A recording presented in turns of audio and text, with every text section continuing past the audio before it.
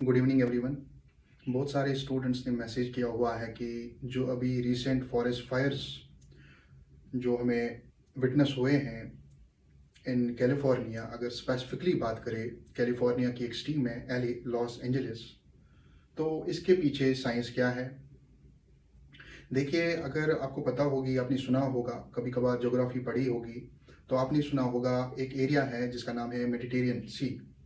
अब ये एरिया कौन सा है? This is a connectivity between West Asia and Europe. इसके इर्द गिर्द जो कंट्रीज फॉल करती हैं जैसे Syria, Israel, Egypt, Libya, Tunisia, Spain, Italy extra.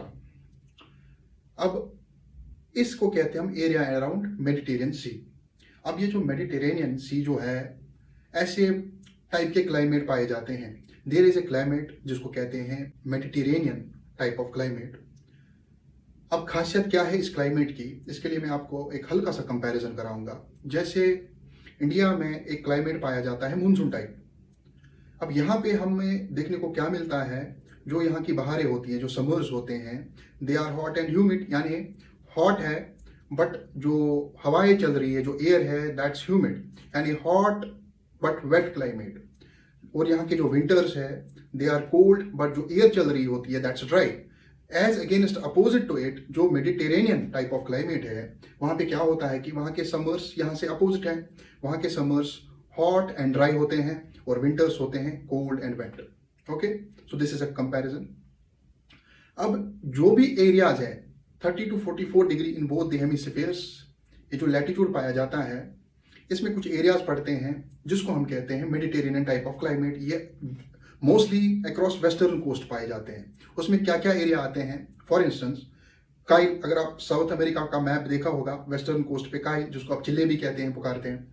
And north America जाएंगे, नॉर्थ अमेरिका का वेस्ट कोस्ट जो है उसको कहते हैं कैलिफोर्निया।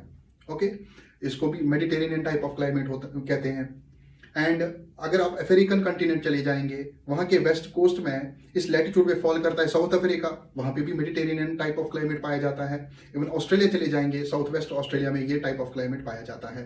यहाँ के क्लाइमेट की खासियत क्या है कि this is guided by forest fires, यानी फॉरेस्ट फायर्स होने ही होने हैं। अगर फॉरेस्ट फायर्स नहीं होंगे, ये इकोलॉजिकल सिस्टम आगे कैरी फॉरवर्ड नहीं होगा। अभी जो आपने माहौल बनाया हुआ है कि पता नहीं क्या क्या हो रहा है, अभी एज पर एस्टिमेट्स 22,000 से 24,000 एकड़ फॉरेस्ट डिस्ट्रॉय हुआ है। अगर आप खाली 4 साल पीछे चले जाए, इसी कैलिफोर्निया में 1 लाख एकड़ फॉरेस्ट डिस्ट्रॉय हुआ था। तो ये कोई नई बात नहीं है इन इकोसिस्टम्स में। अगर आप फायर देखते हैं, इवन यूपीएससी में 2020 या 21 में क्वेश्चन भी आया हुआ था कि इनमें से किस एरिया में फॉरेस्ट फायर्स पाए जाते हैं, यानी किस इकोलॉजिकल सिस्टम का एसेंशियल पार्ट है। तो उसका जवाब था मेडिटेरेनियन टाइप ऑफ क्लाइमेट।